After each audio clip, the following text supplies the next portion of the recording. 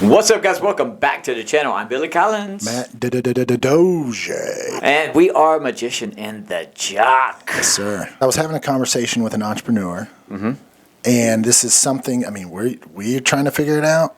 All entrepreneurs are trying to figure it out. Essentially, how do I monetize what I'm good at? Right. I'm this super talented person, but nobody's paying me any money to be super talented. So It's like I'm just doing it in the closet.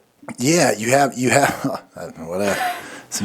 Well, yeah. It's easier. I was married at one time. Yeah, come out of the closet, Billy. That's why it didn't work. It's a whole nother video series. You have a passion for helping people or whatever, but for whatever reason, it's tough to translate that into some kind of marketable good. Like a revenue service. Yeah, that you can justify a price for, right? And I know on this show, the more and more people we talk to, if we talk to 20 of the top real estate agents in the country or in the city or wherever, after maybe 5 or 6, you start to pick up on trends. Like they're all successful and they all do it in their own kind of unique way, but they all do this really well. Right? They're available. There's a common. Yeah, they have a process, or and you start picking up on some of those success habits, those things that don't guarantee success, but they make the conditions favorable for success. Yeah, and some of those, to me, what I'm getting at, the people that we talk to, is consistency. Not really so much the lack of fear, it's just not concentrating on the fear. Right. As much. Or acting in the face of it, yeah. Right, exactly. Yeah. And they're very knowledgeable about their product, what they're doing. They study, they go the extra mile. When they shut the doors, they're going home and they're actually doing more work on the stuff. So that's intriguing to me when I see that in entrepreneurs.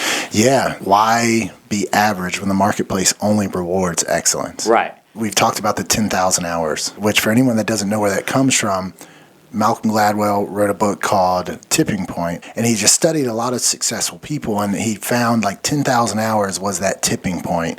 And if you do something for 10,000 hours, you're going to get better at it, right? Yeah. We talked with David Price about the importance of passion, enjoying what you do, because it's really simple to say just do it for 10,000 hours. But if you're really bad at it, or you don't enjoy it, or you don't get any fulfillment, whatever the case may be, you're not going to stick it out long enough. It's too difficult to keep at it if it's not something that you would do normally. Right. Like, Les Brown talks about when you get up on Monday morning and go, I got to go to work. Right. Well, once you get that passion, once you get that great at what you're good at moment, you don't have that feeling. You're like, oh my God, it's Monday, let's go. And the reality is you were thinking about it on Sunday. Yeah. You were thinking about it on Saturday. Yeah. So you can see behind us, we talked, step 1 is to know your value. And then once you know it, then to grow that value. Now that sounds really simple, but knowing your value is difficult. It is super hard, and as being a magician, I know this firsthand. Yeah, I was going to ask you, you're having to set ticket prices, or what is my show worth? And then you start thinking, well, would I pay for a 30-minute show? But you're not paying for a 30-minute show. You have to get out of that mindset of that specific time, because you're paying for my years of practice. Sure. You're paying for my equipment that I use. Yeah. You're paying for my assistants. You're paying for the promos. Then you're paying for the show. You may not know that as you're sitting in the audience. I mean, you have an understanding. Pretty good idea. But there's a lot of integral parts that go into making that happen. Right. You have to kind of tie that in. I was talking to an editor, JD, he was talking about how to price his product, and he bumped it up. Yeah. Because he thought about all the editing time, all the filming time, all the prep time to get everything ready, your equipment that you have, and he said that adds up. It does. And you can put yourself in bankruptcy if you don't price yourself right. Know your value. The problem is we tend to discount what we're naturally good at, that we've grown to be great at, because it's not something, sure, you have to work hard at it, but like we keep saying, no one taught Shaquille O'Neal to be 7 feet, right?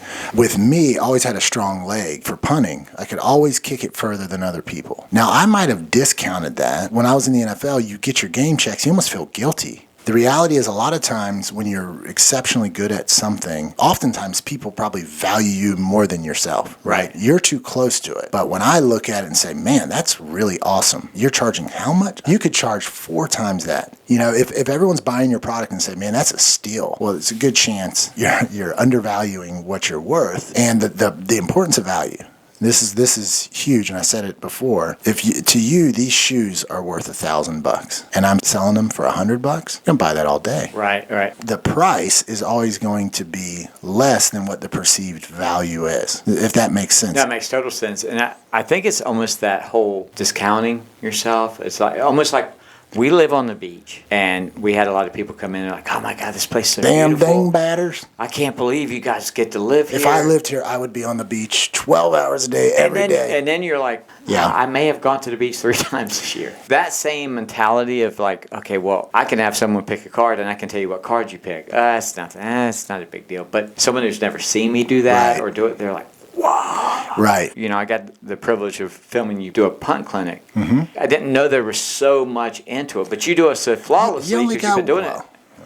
Yeah, well, this is what you do, Right. but you break down the mechanics. You're like, wow, there's a lot. You got to tip the nose of the ball down. Yeah, how you laces hold have to it, be a your certain steps. place, your hands, positioning. And just by me filming, I learned a lot about kicking. I mean, that's the best way to learn anything is to turn around and teach it. I knew how to punt, but a lot of it was based on feel. You know, if I was in the groove, and anybody's going to ball out when they're in the groove. You ever seen Pleasantville? Remember that movie where they couldn't Tobey miss? Maguire, Yeah, it didn't matter if they threw it like that, punted it, kicked it. It was going in the hole. Yeah. When you introduce the uncertainty of the outcome, now you have to actually break it down and think about it. So when I'm coaching him, I'm like, shoot, what did I do? Like, why was I successful? Yeah. Because it's not enough for me to say, yeah, just have a really strong leg. Because you got to either have that or not. There's some things you can do. The best advice you can give to an NBA center is, yeah, dude, just be 7 feet tall. Okay, But you can't teach that. It's a huge thing. But yeah, so back to, I was talking with an entrepreneur, and the difficult part is we live in an information age. When you're selling a car, for instance, there's that physical, concrete image of that car. You can test drive it. You can do all that stuff. Well, for a lot of times for entrepreneurs, you're selling something maybe more abstract, and it's really tough to put a value on that. Right, because you're going to immediately think, well, what would I pay for this? Well, you're obviously going to save like $100. It's really easy. Like it feels easy to you. Who's going to pay $1,000? Right. So setting that price is tough, man. We got to get to a point where we want to monetize this situation. Sure.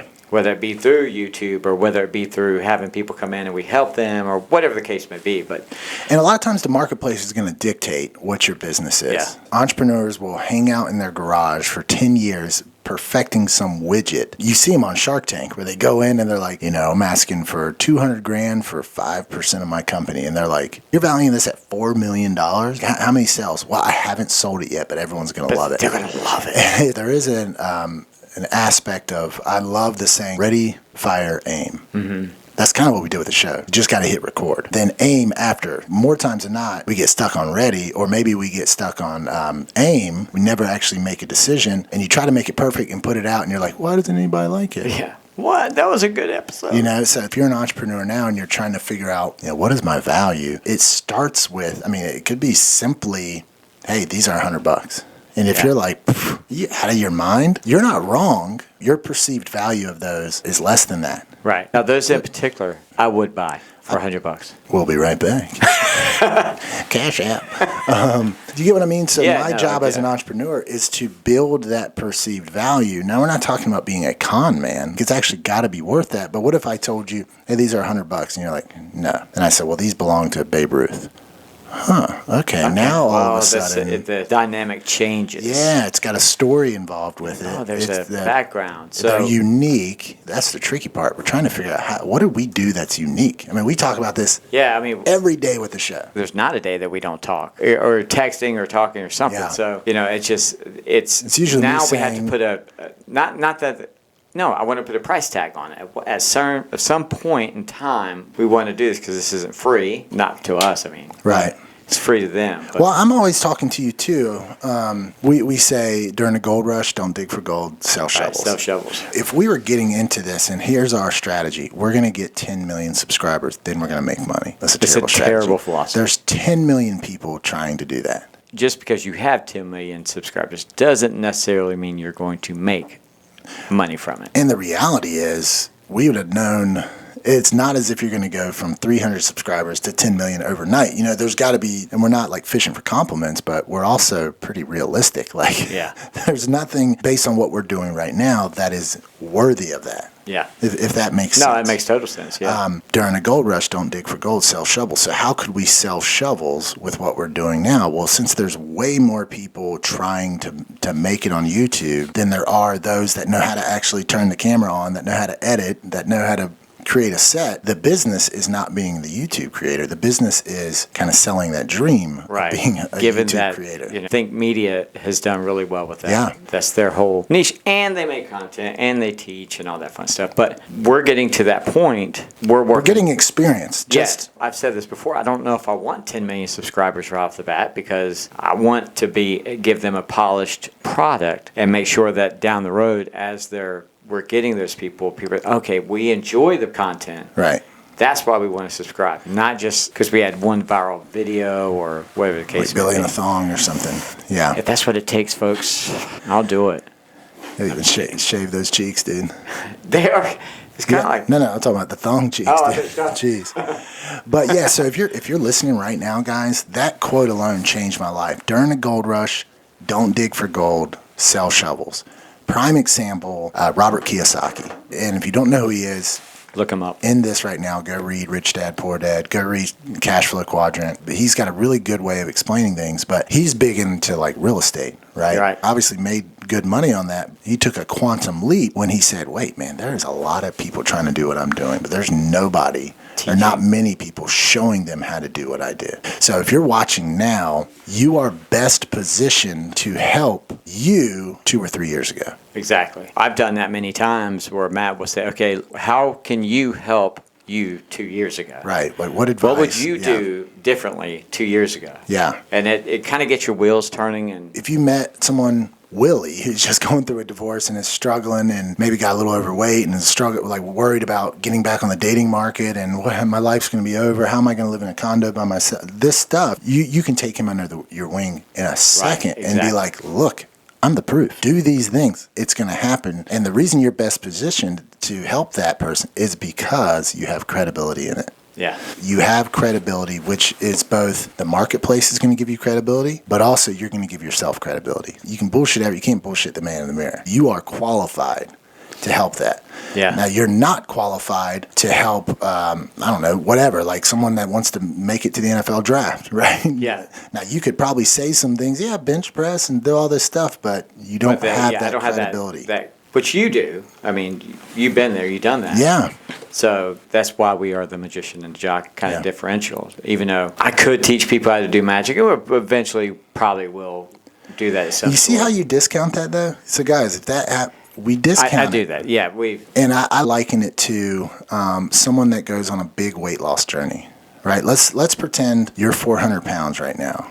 Right. And then I'm saying, hey, Billy, I'm going overseas for 2 years and I'll be back. And when I get back, you're now 200 pounds or 190 pounds ripped. To me, it is like a monumental shift. I don't even recognize you. I see my memory is 400 pounds. Come back, you're half that and you're ripped. Yeah. Well, for you're going to kind of discount that because you were on the treadmill every day. There were some days you gained weight. Yeah. There were some days you were down weight. There was times when you hurt your knee doing the cardio or all this stuff. You've got the baggage of that story. Whereas I look at it and say, holy shit, do you realize what you've accomplished? You tell me the same thing. I always discount. Yeah, I was in the NFL, but I was only there for a year. And you're like, who gives a shit? You know how many people would that is the pinnacle of success for football. And I'll discount it because I'm not comparing myself to the average person. I'm comparing myself to Tom Brady. Yeah, and it's not like, when you were in the NFL, you actually got drafted. Right. There are so many talented players out there that never really got drafted that tried to walk on, or they would just love for a chance to be. So I mean, that's a huge accomplishment. Yeah. Yeah. So I mean, if you're sitting here now, just think back in your life. What are you qualified to help people with? Let's pretend you want to be a stay-at-home mom. You want to stay home with your kids. You got a 3-year-old. What are you qualified in helping with? Yeah. Well, just do that exercise 2 or 3 years ago. That's who you're most qualified. So you could create something that can add value to a mom that's expecting. I know so many people that are in the bar industry now that have just having like 2-3-year-olds and stuff. And if you could go back and tell Matt 2 years ago, when Jackson was born, okay, this is what I think you wanted to even write a book about. Yeah, I actually wrote. I've got half of it, like what to expect when she's expecting. Yeah, and because there's little things you pick up, guy, going through that. And I've talked to a lot of dudes. They're about to have kids, and I'm like, okay, man, when they're born, yada yada, it's going to be like this. You think it's going to be like this, but here's the reality: it's going to be like this. Yeah. And they're like, man, I'm glad you told me that, because what do they say? Intelligence is learning it with your own experience. Wisdom is learning it with someone else's experience. We all have that experience somewhere, and we did this in that video, like, what's your superpower?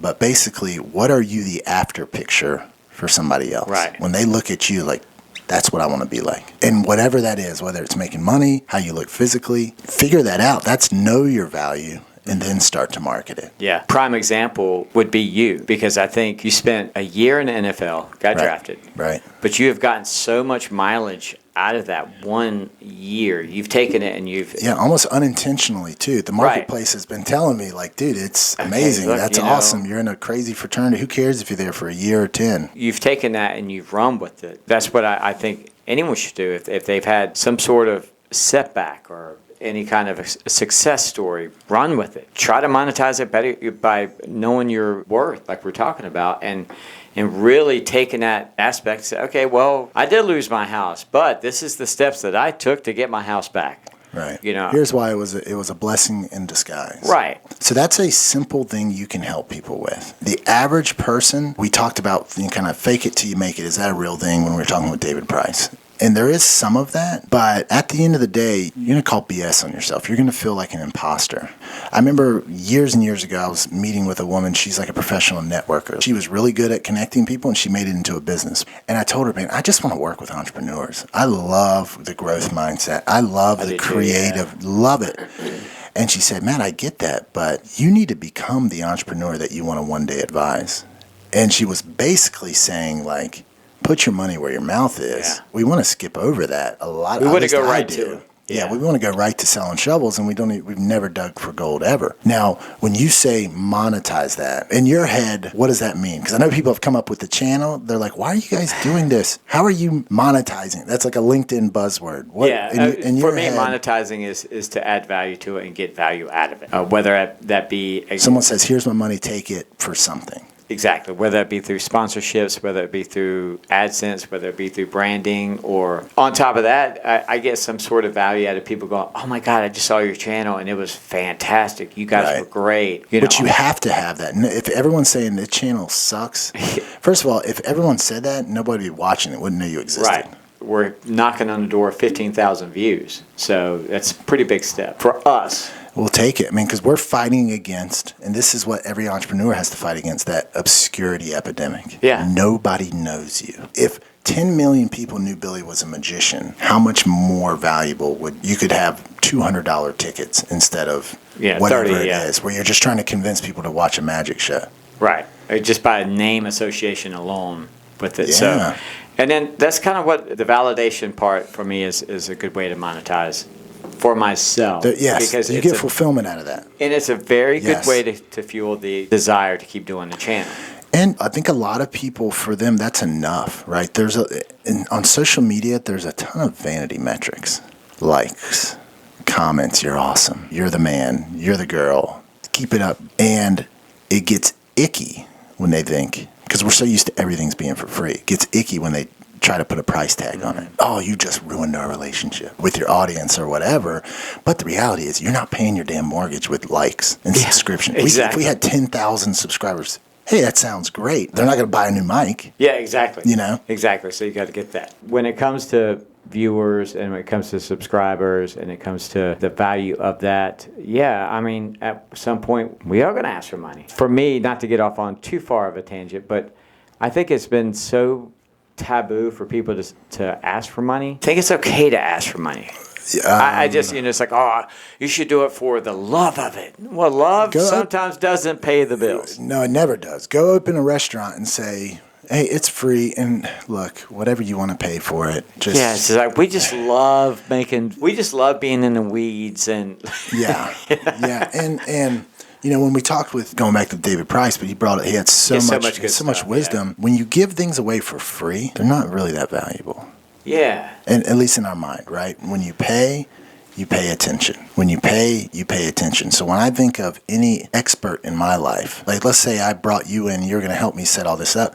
If you spent the whole day and you did it for free, versus the expert, the professional over here that says, hey, I'll come in for an hour, it's going to be $1,000. And they could tell me the exact same thing that you do, but I paid $1,000 for it. So what do you think I'm going to value more? Know your value. Another thing too is figure out why people buy what they buy. And if you don't want to go out and ask, just think, why do you buy what you buy? If you need to put a hole in your wall, right, you need a drill. What are you buying?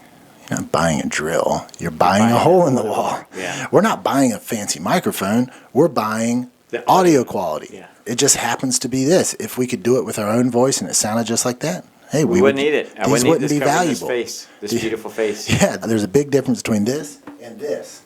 You know what I mean? Yeah, exactly. So understanding what your customers are buying. That was pretty good, by the way. Thanks.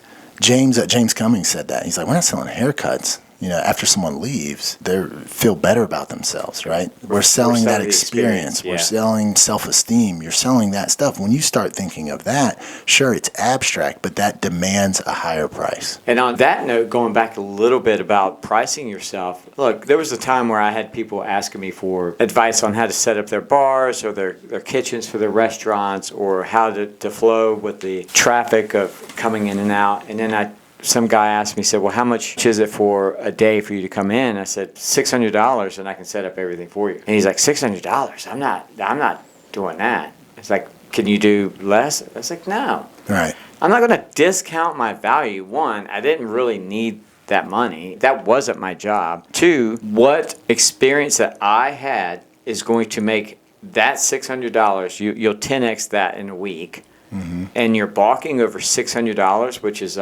an hour at a restaurant if you're good. I mean, and this is someone who you had helped prior? Yeah, I gave him a couple of advice. He's like, yeah, we come in and set up. Yeah, so that's the problem. When you give advice for free, they're not valuing it. Yeah, and that's a prime example. Yeah. You just told him my advice is free. Yeah. And now throwing 600 on it is like, well, shoot, I've already gotten a lot free from him. Well, how much more can he tell me? I didn't think about it that way. It kind of stinks, especially if you have a heart for serving. You just want to get out and help people. Yeah. But you have to, if I can give you all the best advice in the world, if you don't take it, I didn't help you. And if it takes me putting a $sign on it for you to actually take the advice, which, surprise, it does, then that's actually helping people. Right? Yeah. You don't haggle with the doctor over what the fee is. You know what I mean? He or she, they're not going to even sit with you if you don't pay that fee. Yeah. And the reality is, if you get to the lobby and you're like, I'm not paying this, the doctor's not even going to know you were in the lobby. Right? He doesn't care. He's just not even going to know. Because he's like, I'm dealing with paying customers because he adds a value above and beyond what he's charging. Price is what you pay, value is what you get.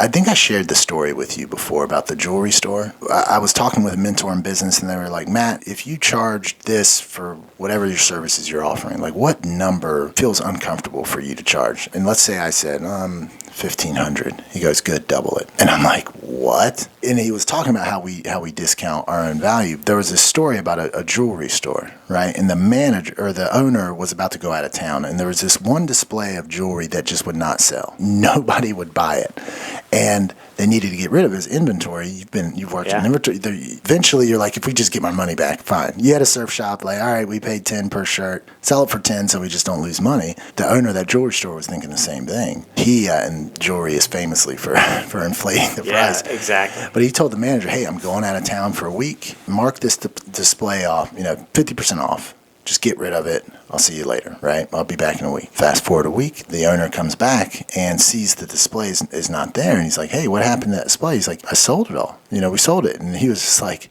holy shit, that actually worked, cutting the price in half. He's like, what did you do? And the manager said, I did what you said. I doubled the price. And doubling that price, the perceived value just went a hell of a lot higher. It got, more valuable. Yeah, and sold it like that. And that's the reality. Most entrepreneurs, they're terrified, especially if they built a business and they charge $100 a month. They know, look, I'm at capacity. Mm-hmm. The only way you can grow that is to get more customers, which I'm at capacity is impossible, or raise my prices. And you can feel that ickiness. Shit, raise my prices. How many customers am I going to lose? They're all going to leave me, right? The reality is, look, if you have 100 clients and you're charging them 100 a month, what's that, 10 grand a month? Let's say you double your price and it goes to 200 a month, and 50% of your clients leave. You're making the same amount of money, and now in half the time. Less the work. And half the time. Yeah. More times than not, you're going to have clients who are going to say, yeah, I was wondering when you're going to raise these rates. If you're really good at it, and they know maybe you're creative, or you're just good at something but you're not real business savvy, a lot of times clients will say, look, no, I'm going to pay you double what you're charging because this is worth way more. You're crazy for only charging this. You've probably seen that. Well, case in point. We had Ryan in, and my son went to go detail his boat. My son's 17. He started his little detailing boat business, worked 2 days, and was going to charge Ryan $200. And Ryan goes, it would be horrible of me if I didn't give you anything less than $600. And he paid him $600. And he was like, that was a classic case. Colin learned his value at that point because Ryan had gotten a quote for half the work that he was doing on his boat for $900. And Colin did twice the work for $200. And Colin's never priced himself. This is first thing. This is a shot in the dark. It's like when I used to mow grass. Like, I'll do it $20. And he's doing it for one of my good friends who helped me out and stuff. So well, to him, $200. Man, that's a lot of money. It's a lot of money. Hell, But I can do it. I know how to, I'm just detailing. It's not that. Yeah, and Ryan was like, Colin, do not discount yourself. And the reality is, for Ryan, he paid him $600. He was valuing it much higher than that. He was valuing it at $900. Because we don't pay what we value something at. Yeah. Right? You pay a price that's less than what you're valuing at it, so you feel good about that price. Yeah. Now, he didn't say, I'm going to pay you $6,000, but it's definitely more. And so he could have tripled his price. He could. Yeah. And it took him getting out into the marketplace, offering it. And fortunately, Ryan's like, man, this is worth a lot more. Like, let me help you out here. Yeah. Your competitor's doing half as much and charging, 4 times as much? So that's part of it. Once you want to get into monetizing, you got to see, all right, what are the alternatives out there? Right? Yeah, someone doing something similar to what I do, what are they charging? And then how can I, if I want to do the exact same thing, be competitive with that, maybe undercut their price, or at least know what they do and add on to that. When I was in the retail business, we used to have secret shoppers that would go around and see like Secret Santas? Sort of. See what other competitors were doing, what prices they had, and the value they gave as customer service. And they would come back and report. Yep. It's okay, well, this person's doing this, this, and this. This is why they're killing us. Yeah. And same thing, I think it's like, for example, my son, if he would have called some boat detailing and said, hey, I got a 21-foot Carolina skiff, but how much would it be for you to detail it? He would get a price ratio on where he needs to be. And better yet, if he said, here's what I want done. I want this, just list out everything he was planning on doing, because it would probably be even more than that 900. Yeah, because that is his spreadsheet. Yeah. Wax, stripping, re-waxing, those type things. It's a list. Almost like when you go to the car wash and you see the car wash list. You get an oil change, your tires rotated, and we wash your car and do your windows. And different packages. Yeah, you have to define the abstract to people, especially if you're working in an abstract world. Like you're selling your advice or you're doing marketing or whatever it is, you have to define what they're getting. We talk about you're building a mountain of cash and a mountain of time that is going to take you to do this. We're going to do this, and this is going to save you $5,000 a year. But then we're going to do this. This is going to boost your revenue by $10,000. And we're going to do this, and this is going to blah, blah, blah. And now you're up, that mountain's at $100,000. Oh, by the way, it only costs 10. Yeah.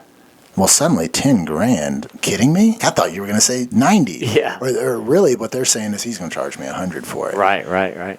But then it's like only $10,000. Wow. And now, assuming those things are all true, you know what I mean? Yeah. But if I just led with, hey, it's $10,000 to hire me, like, nah, 0% chance, unless you're a huge personality like Tony Robbins or whatever, like your reputation precedes you, but even he lays that stuff out. A great book, guys, is called Expert Secrets by Russell Brunson. What you were describing with the secret shoppers, he calls them funnel hackers. Somebody is selling a nutrition product, right? And you can do some quick research to see what ad spends or wherever.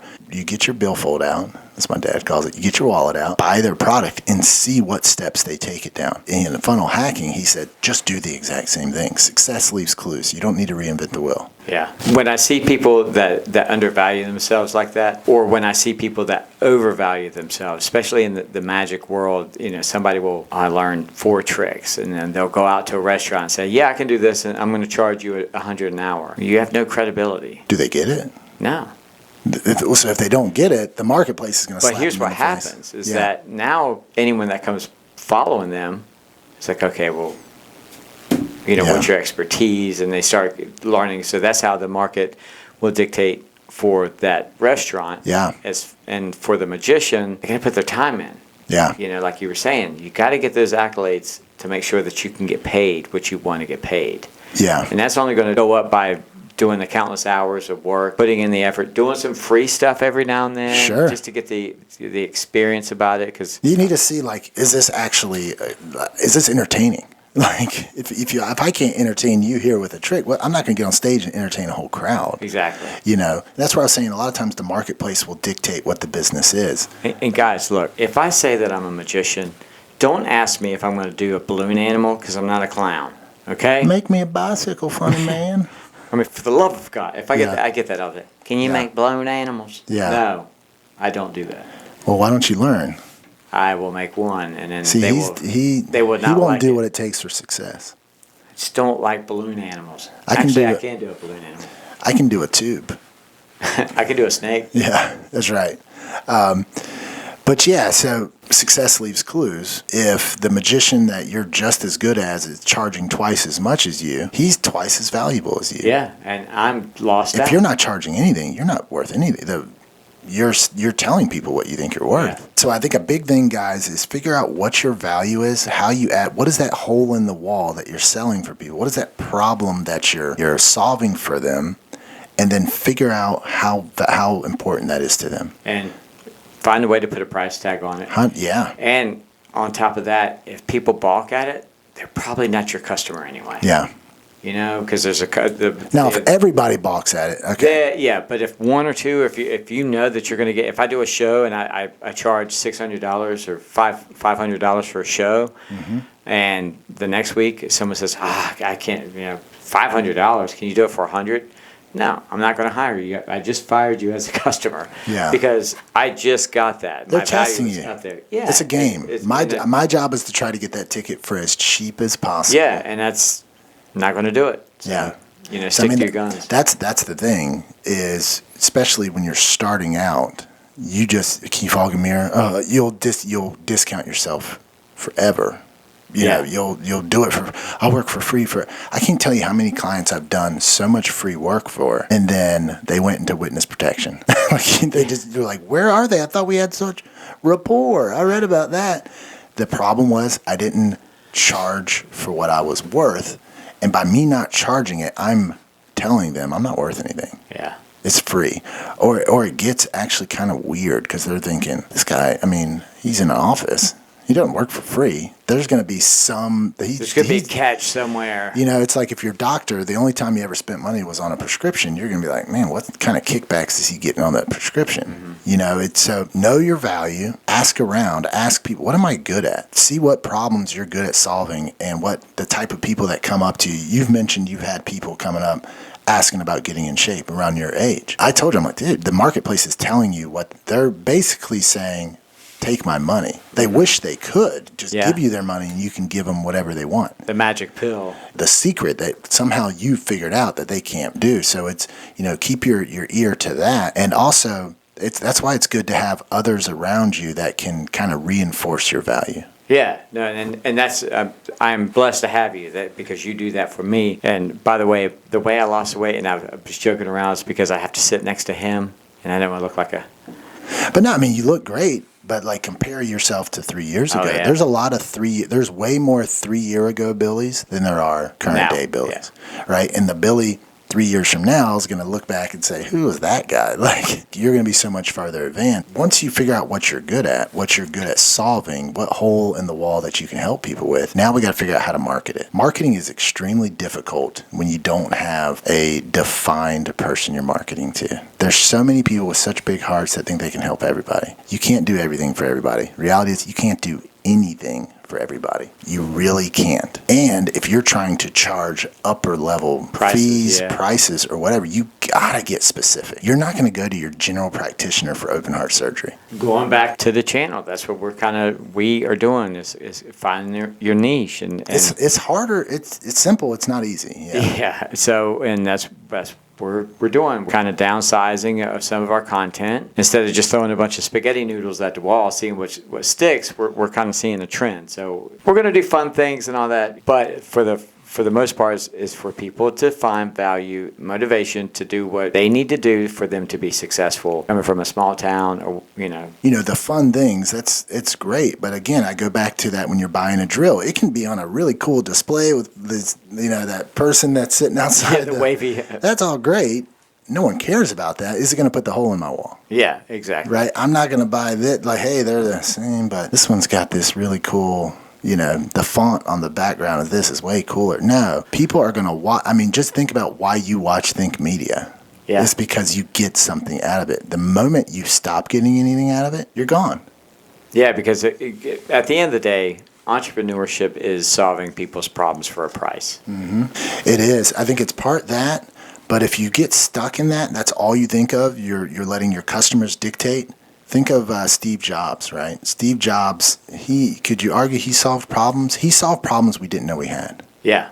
Right? He said you're going to get 1,000 songs in your pocket. It wasn't like everyone's walking around like, damn it, man, I only got 20. And what he did, and this is what Dan Sullivan talks about, a true entrepreneur, your job is to build bigger futures for people. So if someone's coming up to you, wants to get in shape, they're visualizing a bigger future. If I'm in shape, if I just went through divorce, I'm getting attention from women, I'm doing all this, I feel better, I'm going to live longer than my dad did, whatever, right? That's that bigger future. If you can figure that out, oh my God, that's the secret. And they will follow you. That's basically the number one rule of marketing too, is to find problems that people didn't know they had. Yeah. It's like mustard.